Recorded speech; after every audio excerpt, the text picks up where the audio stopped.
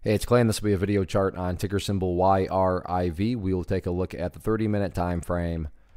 Real quick, what do I mean by 30-minute in case maybe you're new to charts? Instead of each one of these candlesticks here representing 1 day's worth of price action, which is what you would normally see, each one represents 30 minutes. So all this here may look like several days worth of time. It's actually just today's price action broken down into 30-minute time slices.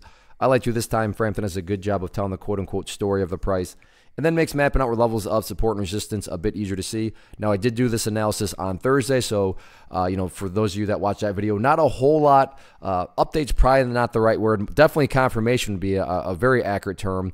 Confirmation of what? Well, it's all about this pink line here, as I've talked about in past videos, that being the famous 200 period simple moving average. And you can see that it's held right there from a few days ago, and then this morning has held once again. And then you go to this afternoon on Friday, and once more has held. So far so good. That line that you would want to see act as support is indeed acting as support. So nothing has changed there. Right around 52 cents, the current value of that pink line is certainly going to continue to be the level of support to watch going into next week. And I should also note that this is I don't want to come across like this is some sort of great discovery on my part.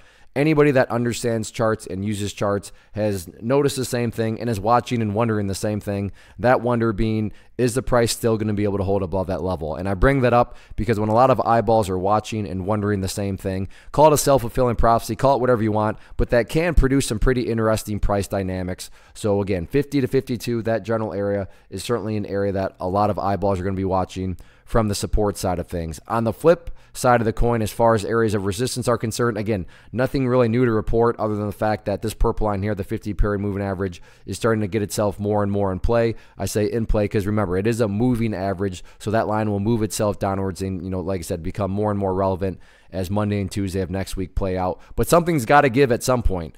Either the bulls are going to win out, and the thing that gives is the resistance being broken to the upside, or the bears are going to win out. And, the thing that's going to give is that support to the downside. But it's looking like some sort of answer is going to come early next week, so we'll see how this one plays out. One of the biggest questions I get is, hey Clay, how do you find the stocks that you trade? So what I've done is put together a free resource guide where I talk about the tools that I use to locate stocks that I find interesting and think may have potential. So if that sounds like something that could add value to you as a trader, then click on the image that is up on the screen right now and I will email you the guide. The guide itself is very short and to the point, and best part, it's completely free. Thanks for watching the video. Let me know if you have any questions.